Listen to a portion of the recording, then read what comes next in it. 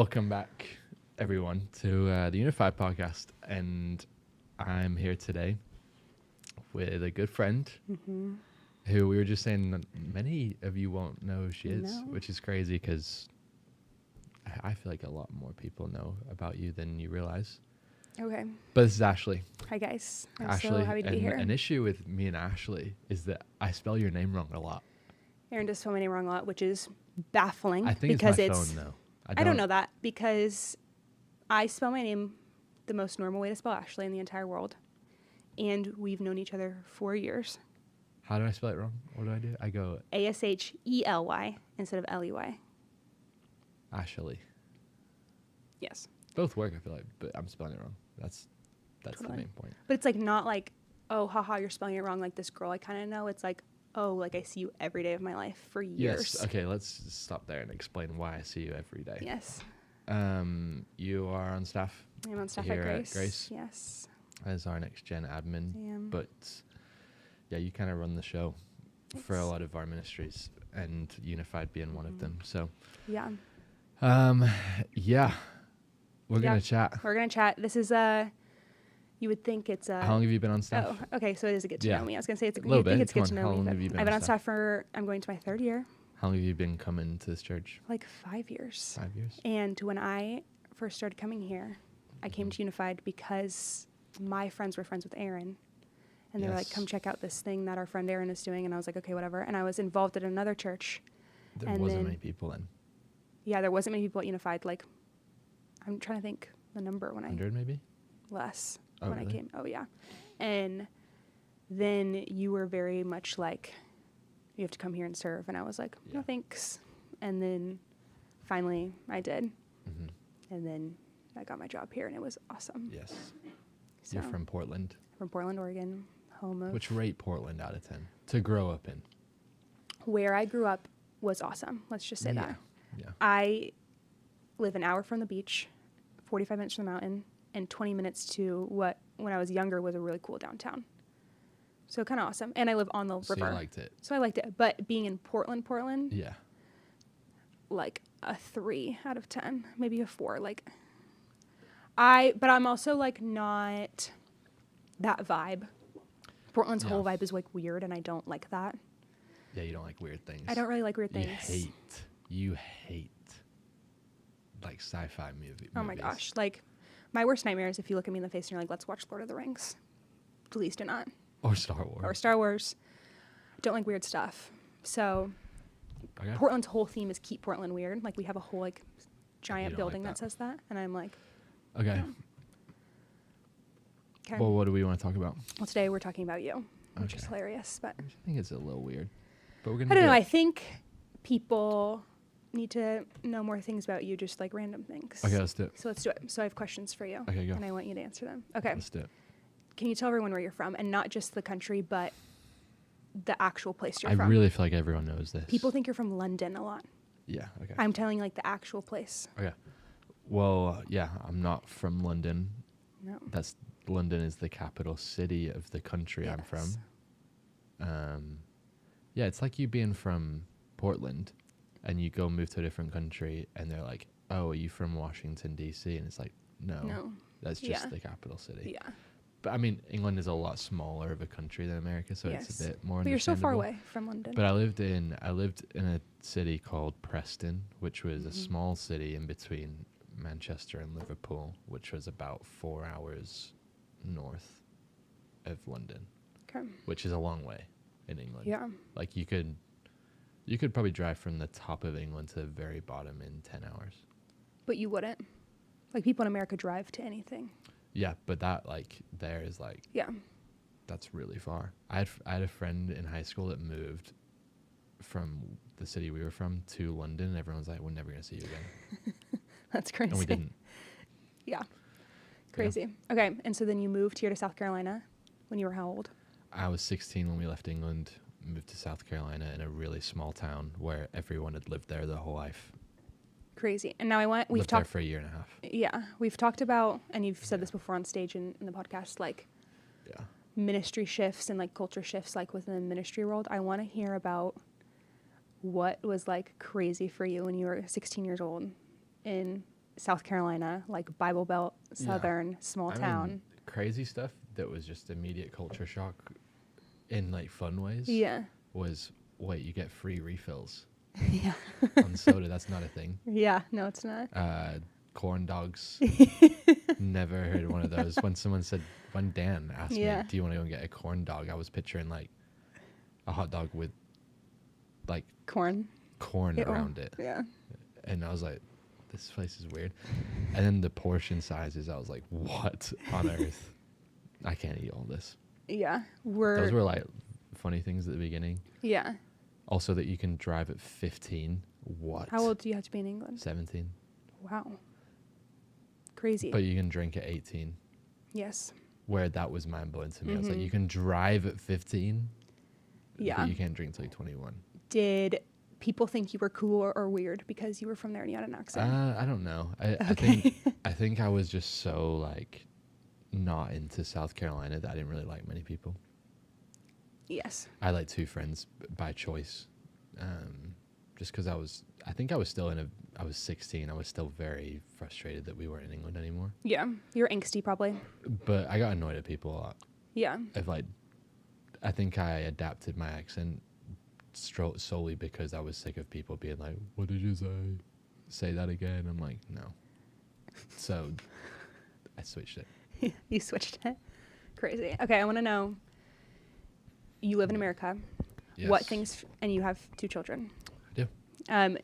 What things from growing up in England do you want to like bring here, like for your kids growing up? And what things, if you lived in England, would you bring from America? Like traditions? Yeah, traditions, things you did, like.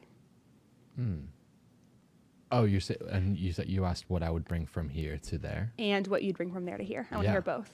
I love Thanksgiving. Yeah. Which you don't get in England. Yeah. Love it. I mean, that speaks for itself. In England, what I love,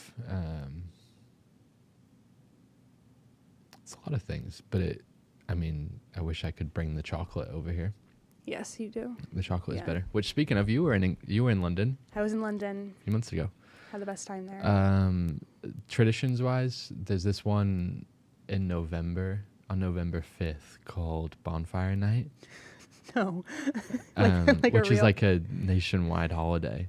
Which crazy. The history of why it's a holiday is funny is because this guy, whose name was Guy actually, his name was Guy Fawkes, and he tried to bomb the Houses of Parliament, but he got caught, and when they caught him, they burned him alive.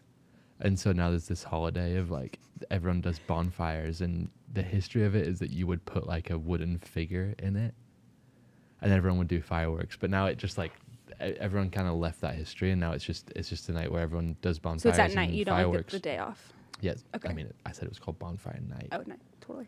Right. Yeah. But I do like that one. It was always really fun. When is it? November 5th. Oh, so we it should have happened. done it. Yeah, That's we should have crazy. done it. Okay. Anything else from there? I'm sure I'm forgetting, but those are like the key ones. Maybe not the food. You like the food. I just think it's maybe boring. The that's stereotype of the I was British there. food is unseasoned and bland can be true. It is. But just like some things that can be true doesn't mean they're always true. You know? I had some great food. You need to have Indian food in I England did. is unbelievable. Bus. Yeah. So good. Yeah. Okay. Yeah. Crazy. Anyways. Okay.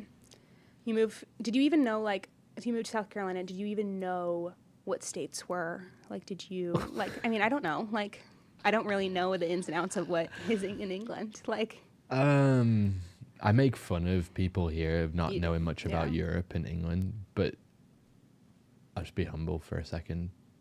When I do think about me in England, I probably would have said places were states. In America, they're definitely not. yeah. As in, like, certain cities, I would have been like, that's a state. Yeah. Yeah. So when you moved to South Carolina, And you those didn't- obviously states I didn't know about, Well, yeah, like Idaho, right, Iowa. Ohio. Yeah. Okay, so when you moved to South Carolina, you were there for a year and a half. You moved to Arizona after. Yeah. How were you feeling about moving to Arizona? Were you ready to get out of South Carolina? Were you like, Yeah, This I hated is- South Carolina. and you were ready for a change? But I do like to say that I think no matter where we moved when we left England, I would have hated it. Yeah. So like I think if we moved from England straight to here, I would have hated it here. Mm-hmm. If I moved to perfect paradise from England at Yeah. that time, I would have hated it. Yeah. So I think it was less. I mean, there was a lot of things that my Mhm. family, we just did not fit in that small town. We didn't. The culture there like didn't. Yeah, it didn't match what type of family we are, and it Mhm. was hard to find community there. Yeah. But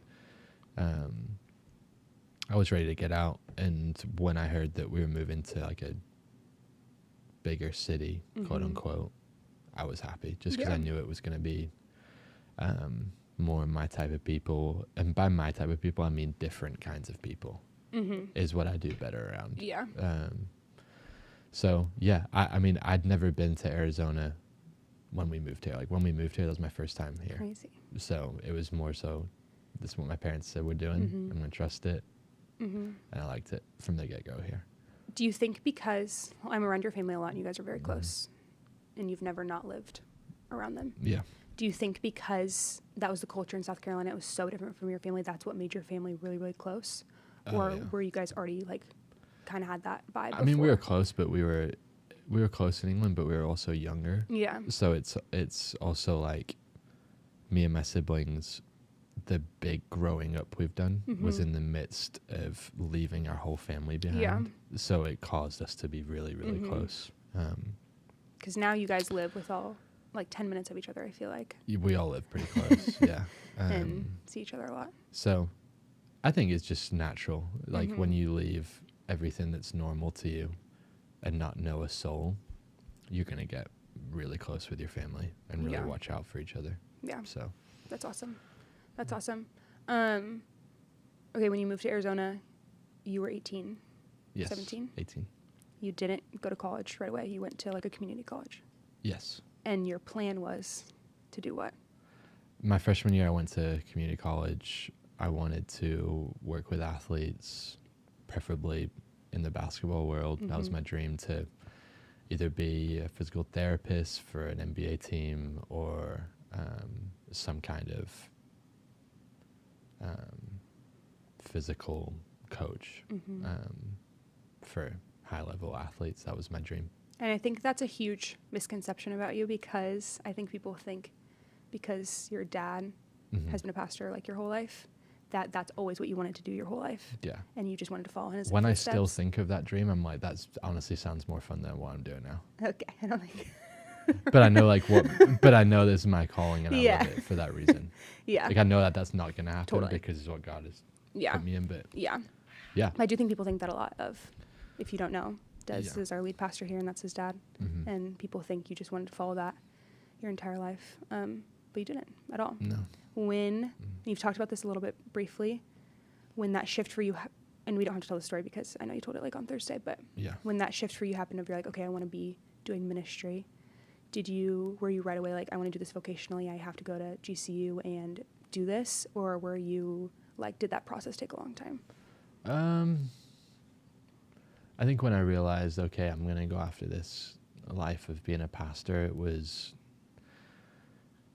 yeah, I mean, to go really short is, I've never really had like a massive Instagrammable moment of where God's Yeah. called me to something. It's always just been this looks like the next step I'm meant to take. I'm going to take it. So for me, it was the end of my freshman year of college when I was in all those pre-physical therapy classes, working at a gym, training basketball players for vertical jump, like in a really cool role. Something happened with a student where I led them to Christ at the gym, and I was just like, oh, this is interesting. I was reading a book called Holy Discontentment, and that book basically is saying usually what you are very discontent about in a way of that you want to fix it is usually what you're called to. Mm-hmm. And so that could be anything, like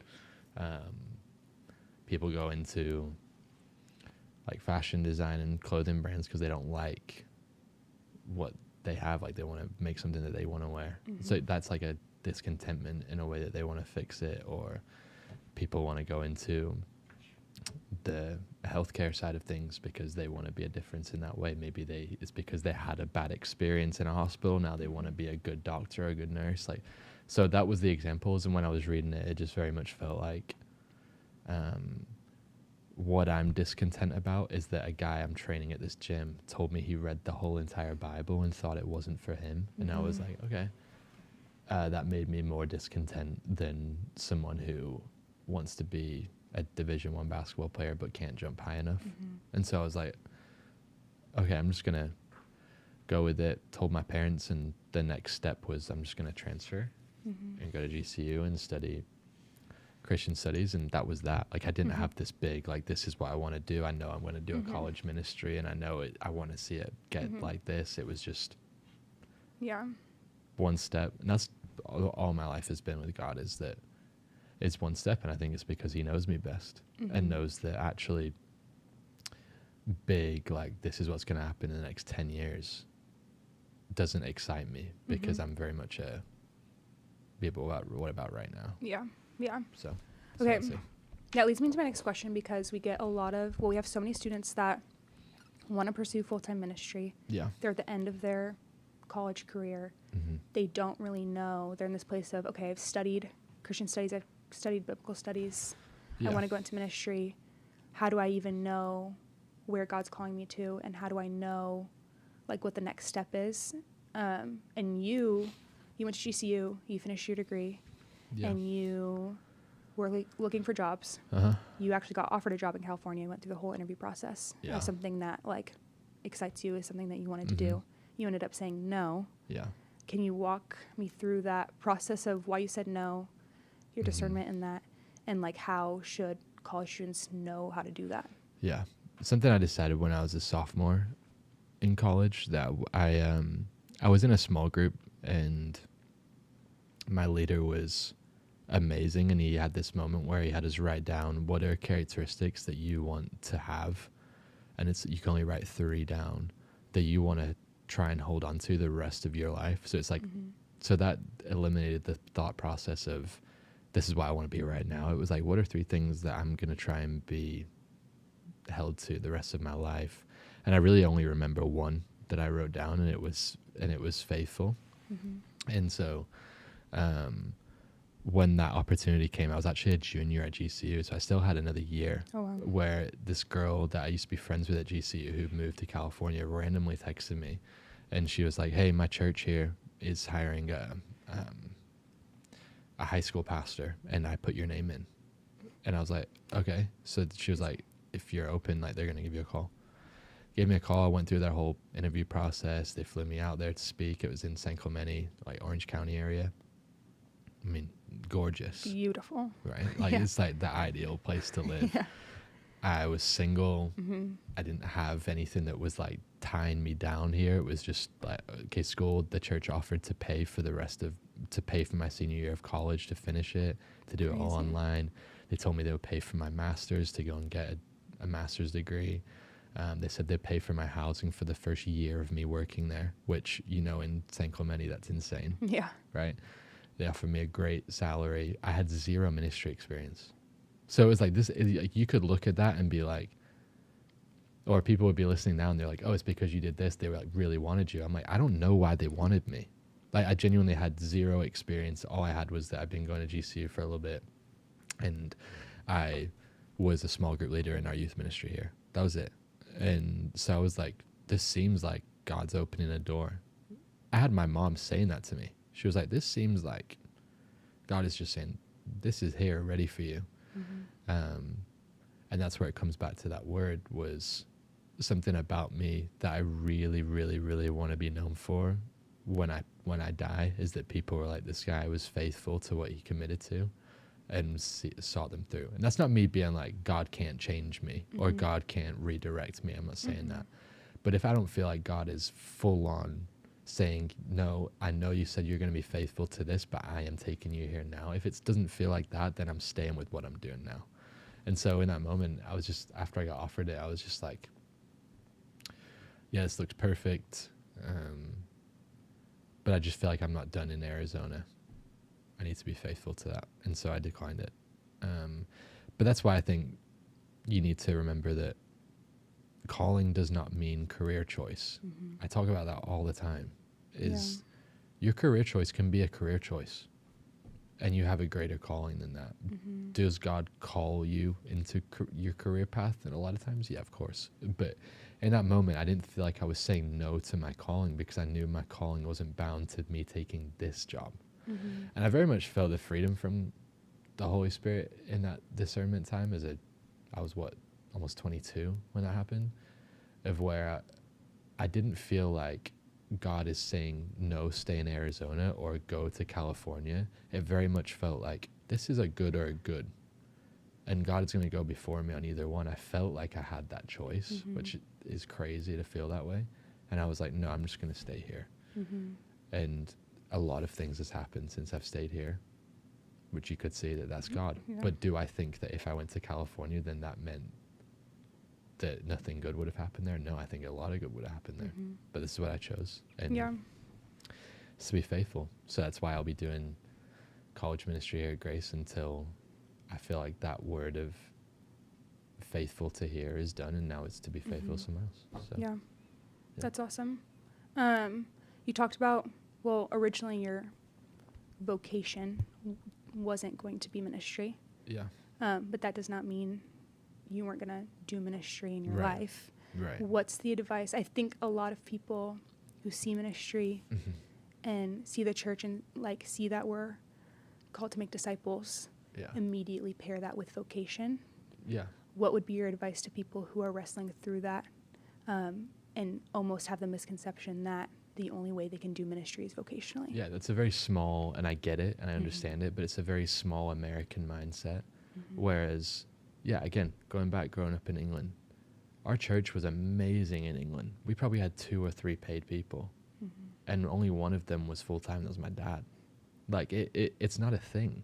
Like, in most other countries, I'd say pretty much every other country almost, there's not as much vocational options for ministry as there is here. So it's trying to like broaden your mindset a bit of like, if you're bound to do the work of God by a title you have given by a church, then I don't think you're actually called to it. Yeah. I think if you know you're called to a certain way to minister to people, you'll be able to do that without an official title.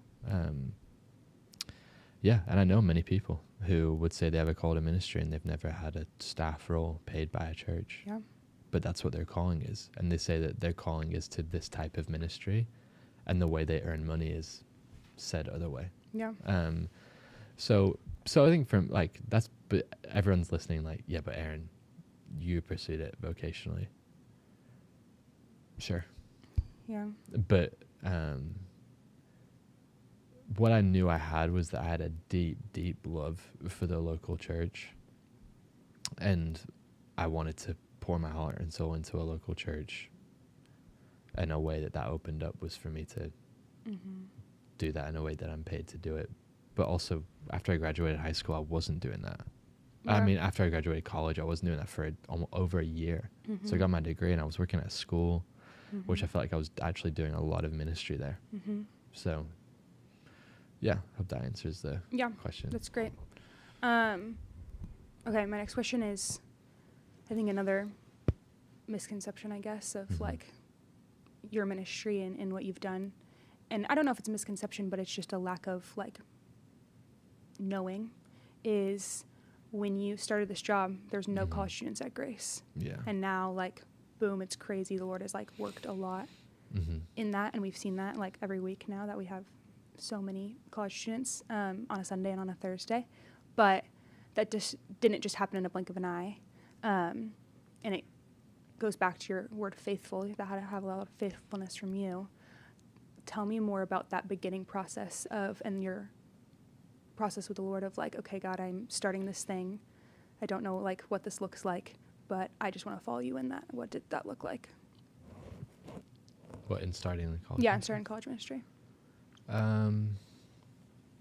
Again, this is gonna sound weird. I didn't have this calling to college ministry. I had a calling to the church, and when the opportunity arose that I could have a job at my church, I was like, I'll take it. I would have taken anything here. Yeah.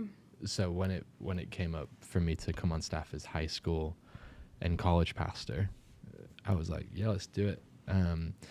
Our church here at Grace had a young adult ministry. By young adult, I mean that they had about 80 people that would come every other week, but it was pretty much post-college. Like, it wasn't, actually I know it was pretty much all post-college age, so the more young professionals side of things. And they brought me on and they were like, we want you to do, they said young adult ministry at the time. And my first thing I did when I came in is I was like, I want to do college ministry. I think that's what's been missing. And I came here all through college. I was pumped when I would come here on a Sunday, and I had like 4 or 5 of my friends that would come with me. It was mostly older people. And so, yeah, we went after the college age. And what was the question? I'm sorry. Like when you came here, Yeah. it wasn't just a blink of an eye when it became like 1,000 people or more than that now, which is crazy. But like, I was just asking how you were faithful through that, and I just am asking because I think so many people see Unified, and when they want to do ministry vocationally, they go to their church or they go into their job, and they're expecting because they're ready for it just to happen. But there's a lot of that goes into that, and I just wanted to hear more about that. I think the way to stay faithful in something when it's not as attractive is that don't be faithful to an idea that you have of something. It's be faithful to people and to where you are. And so when I came on staff, I was like, what I'm doing here is now I'm choosing to be faithful to this church and the people here and the people who are not here yet. And so, yeah, we got it going. My whole thing, my like thing that you would always hear from me if you're around me a lot, or any of our leaders know, is health. Like all I wanted to do was build a healthy college ministry at our church. And the way I wanted to do that was to plant college students into our college ministry and also into our church or elsewhere. And so it was actually funny, like the first 4 or 5 months, we were having students come in and being like, oh, I go to church here and I serve at whatever said church. And I was like turning them away. I was telling them, you should go. And I was like, do they have a young adult ministry or college ministry there? And they're like, yeah. And I was like, you should go there. And that was actually really hard for me to do. I remember leaving and talking to Eleanor, who was my fiance at the time, being like, I don't know if this is a good method, but I really just want to build health in church in general. And I think God will bless that over time. And it was, I want people to be sold out, fully all in with their church and to learn how to be faithful. And so I think what God has breathed on is that what he installed in me was teach people how to be, not just how to do, because there's going to be places that you go when you graduate college and you're not at this church anymore where you can't do the things that you've been trained to do. Yeah. But if you learn how to be, you learn how to be faithful, that will serve you in the long haul. And so I mean, that's what I really like pressed into. I didn't know much about ministry. I didn't have all the things of, this is why I get on calls now with other pastors, like, how did you grow it? And I'm like, I don't have like a set of ways to do it except just build something healthy. And I think if God wants it to grow, then it will. But the goal wasn't even growth. Yeah. The goal was health. And I think what's come from that is more. But yeah, that's what I'd say. Yeah. You never something different from working with Unified than anywhere else I've been involved in is there's never been a growth strategy. There's never been I feel like, especially in my job, I'm so operational and we you want to strategize all you want. And you've really taught me how do we build something that's healthy? How do we steward current relationships that grow and pour into more relationships and have the ability to do that?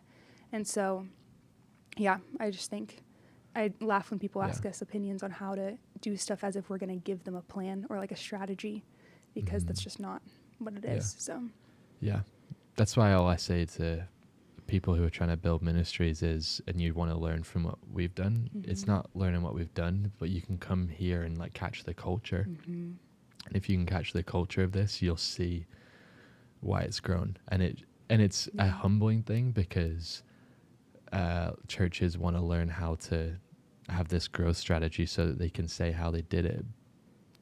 And it's humbling to me where I was just saying this before we started recording this. I'm not that good at a lot of things in ministry. I think I'm good at a couple things and I'm okay with that. But I pour my heart and soul into those things that I'm good at. Yeah. Like, I am empty every week. But I have the ways in which I then refill myself. So I think it's just being able to be humble in that, are you trying to build something so that you can say you built it? Or are you trying to cause something healthy that people will leave and be able to say, I don't even know what that was, but all I know is that it was trusted and it was healthy. One of my words right now, faithful has always been one I just want to be as trustworthy. And that goes as a pastor, and it goes for our leaders, is that I want them to be able to trust me, and that you're not going to know absolutely everything, but also there's not that much to know. Yeah, that's true. Yeah, I think if someone followed me around ministry for a week, 2 weeks, you'd be like, this guy, there's nothing that, like, to catch, really. I just do my part and pour into people who can do the other parts. But yeah, you have to be willing to not be able to take credit that this is what unified and this is what grace does. You have to be able to be like, we just wanted healthy soil, and then God would grow it. But if it didn't grow, I would have been happy because we built something healthy. Yeah. So yeah, it's that whole, would you rather build something and build it fast and build it in a way that you can say it grew in numbers, but then lose the health inside of it? Or would you rather be able to say, I built something healthy and it didn't get these massive numbers, but it was healthy? Yeah. I'm not saying that all small ministries are healthy, because there's a lot of small ministries that are extremely unhealthy. But yeah, I'm rambling a bit. Yeah. I think it's also in how you're viewing the fruit of what you're building. We've been very blessed, especially in the past 2 years, of we're seeing fruit numbers wise, and that's awesome. But that's not, and we get excited about that, but that's not really what you and I each week are like rejoicing in. We like rejoice in the relationships built and the small stories and the like one conversation you had, or a leader had, or a student had. And like, I think when you measure fruit by visible numbers and visibility of what the room looks like or the stage looks like, I just think that's like kind of when you're seeking maybe the wrong fruit in that. Yeah. And I think a lot of people pursue vocational ministry so that they can say they have that vocation. Yeah. I would check you on that. I mean, we're going to be talking about it this Thursday, but a lot of doing your Christianity for the sight of people is just a bit odd to me. Yeah, I'm not going to go down that. I know you have something else to talk about. Yeah, well, I was literally just going to wrap it up by saying, yeah, I think something that's, and we've talked about this a lot recently, but something that's been huge for you and huge for our leaders and the people that we love being in ministry alongside is just like, not that they feel like they have a skill set. Like, you've been talking about your skill set a lot, and like, you're like, I wasn't not like necessarily equipped to run this huge ministry, or like, I didn't study to run a big college ministry, or the people that we lead with, like, I'm not looking at their skill set per se at first, but it's just like the faithfulness that they have to the ministry and that they love and the desire to build it and grow it with alongside of us. And some of our leaders, like, their vocation is nothing to do with what they do on a Thursday, but the Lord's called them to do ministry in a way that they're doing it and serving in it. And so it's very encouraging for me as someone who's been in ministry vocationally, but like, and I'm very grateful for that, but like, the Lord calls so many people to ministry in such different ways. And so anyway, I just think that's awesome. A pet peeve of mine of people who are going into ministry get a lot of vocab that's used is, I wasn't equipped enough or trained enough or prepared enough to do their ministry job well. And that just frustrates me. And it's a pet peeve, because you are responsible for you to be healthy. Yes. Yeah. That's it. Like, so I came in not with all the skill set, like you're saying, but what I came in with was that I knew how to make sure that I am spiritually, physically, mentally healthy. And I think from there, you can then learn skill set you need to use. But if you blame that you weren't ready for ministry on other people, that I just think that's so wrong and very lazy. I think. So I'm not saying I'm against training or learning from people and doing internships or anything like that before you go and be in ministry, but I am saying that what you are responsible for, you better be doing. Yeah. And I think if you're in a place that you're blaming others that you weren't ready for ministry, that already shows you're not healthy. Because that's why I'm like, I can't do that much training of how to based on the ministry that I do here, but I can try and pastor you and shepherd you on how to be a healthy person and be a healthy follower of Jesus. And from there, I think you'll be way better than the people that know all the strategy anyway. Yeah. So those people who are like in the midst of that, I think you're responsible for your spiritual health. Yeah. You are responsible. I think I see two things a lot. I think I see one is the complacency a lot of I think the Lord's calling me into ministry and I have my hands open and I'm, okay, God, just give it to me, which is not being an active participant in what the Lord's calling you to do. And I think that's something I'm huge on, is just being an active participant with the Lord and following. You have to actively follow the Lord, and you can't just sit and let him, you can and he will, but I don't know. I think there's that of complacency. And then I think there's almost taking it into your own hands of people who want to do ministry, and they're looking for that and looking for people to teach and grow them, but in a way to better themselves for a title rather than a genuine love and desire to be in ministry. And I see that going the wrong way too, of okay, you have an insane skill set, but do you have the passion and desire to shepherd the people that are in front of you and steward that well in a healthy way? So I think kind of how you worded it is perfect, of taking action and being responsible for yourself, of being healthy in a way that is asking the Lord to teach you and grow you, but not in a way that's blaming others or even trying to learn just for a skill set.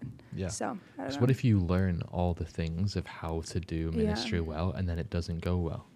Yeah. How are you going to feel? Yeah. Are you going to quit? Exactly. I thought you were called. Yeah. You know what I mean? That's what you see all the time, is the quote unquote, I'm called to this, but then when it doesn't go well, it's done. Yeah. Oh no, maybe this is the season God has it in, or maybe it wasn't meant to do exactly what you were strategized to do. You're not going to quit. Yeah. If you're called, you're not quitting.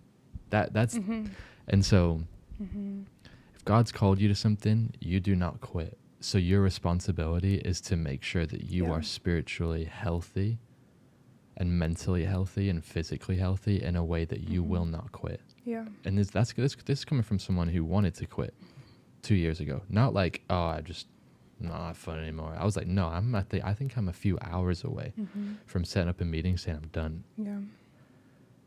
But no one, it didn't come to a moment where people were just no, you can't do that. It gave me all these sweet things to say.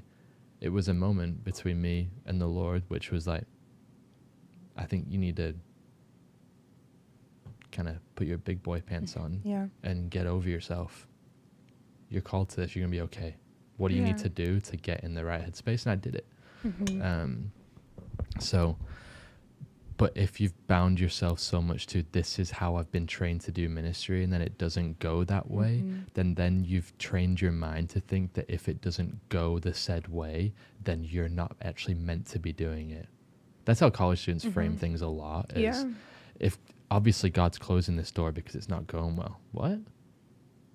I think you've been told how to, you're going to suffer as a Christian. Yeah. So just because you're suffering in something that you said was a calling, it's still your calling. You have to keep going. Yeah. So, but it's back to when I got offered that job in California, a lot of students would look at that and say, this is clearly God opening doors. Was he? I think so. But I don't think it was in a way of like, this is where I'm bound to. Like, imagine if God puts himself in a box so little that he has bound his will to how well you make a perfect decision in that moment. Yeah. His will was so much greater for me that when I said no to this, his will here in Arizona has been this. And I met my wife not even 2 months after I said no to that job. And then I started working here a year later. So, and I think so much anxiety stems for college students on that of, okay, I'm done with college, or I'm gonna finish college soon, and I'm trying to figure out God's plan for me, thinking it's like this door that they have to like search for and find. I think God's will is always a specific will. Yes. But there is a general will of God that cannot be shaken by your slim decisions. Will God sometimes be like, this is the clear one you are to take? Yeah, but what if he doesn't? It's not going to go like that with every single decision that is put in your place. I think sometimes it's very open-handed. Yeah. If it's not between something God and something sin, that's different. Right. But if it's two good things, it's like, I think God's faithful in those to be like, I'm going before you on either one. Yeah, for sure. So. Well, great. We should close it out because we'll yap for a while. We will. Thanks for asking me these questions. Of course. I hope this wasn't just, let's listen about Aaron. People want to know. But so. Hey, I love doing this. Yeah. And you're awesome. Thanks, Aaron. What was your favorite thing about London when you went? I honestly really liked it there, and I think the architecture was like a huge thing for me. Just like how everything was built was awesome, and I do like history, so I liked learning the history of it. I did not like the fact that there was no ice anywhere. I literally felt like they didn't have ice anywhere. It's not ice yet. Ice is not a thing. Yeah, that was not my favorite thing. And food, I liked the food, but not for that long. Like I was like, give me some. Oh yeah, like the greasy, really Yeah. good fast food in America is way better. Yes. Way better. Yes. But yeah. Yeah, I loved it. What's we were saying? I don't know if we talked about it when we started recording. No. But you can briefly say this. What's the biggest difference between you and I? Seeing as you're the person I work most closely with in ministry. Yeah. What's like the polar opposite things about us? And then we'll cut it. So many. And we could actually probably literally do a whole podcast on this. Like actually, and I think quickly I'll just say this, like working with Aaron really reminds me of like the body of Christ, and not just like the body of Christ, but like eyes, ears, mouth, nose, hands, feet. Like we like are just so different. But I think the biggest difference about us is I want everything verbal. Like I want everything out loud. And you don't. And so we'll get done. Sorry, I hit the mic. We got done with like a meeting anytime, and I'm like, okay, let's talk about all of it. And you're like, no, like we don't actually have to. And I'm like, you're like, we just met about it. And I was like, so anyway, I think that's the biggest difference. I agree. Yeah. You would say that? Yeah. I mean, and I am terrible at anything administrative. Yeah. Like your brain's just not operational, which is fine. Yes, that's the word. Yeah. I'm not operational at all. Where that's just how my brain works. And like every time you're on stage, I'm like, where did he come up with that? Like literally, that's what he was doing in his office for the whole week, because I don't even know how you begin to do that. I think I can create culture, but not systems within culture. That's what you do. That's true. We have to stop it now because I'll start talking forever anyways, on that. Maybe we do a part 2 where we talk about just like I had to work with someone who is extremely different to you in the workspace and in ministry. We'll do that. We could do that. Stay tuned, everyone. All right. Love you guys. Thanks for tuning in, listening to us yap about some random things, but I hope you guys are having a blessed week whenever you listen to this. And if you're in the Phoenix, Tempe area and you're college age, come through on a Thursday night at 7:30. We'd love to have you. Yeah. Awesome. All right. Have an awesome day. Bye.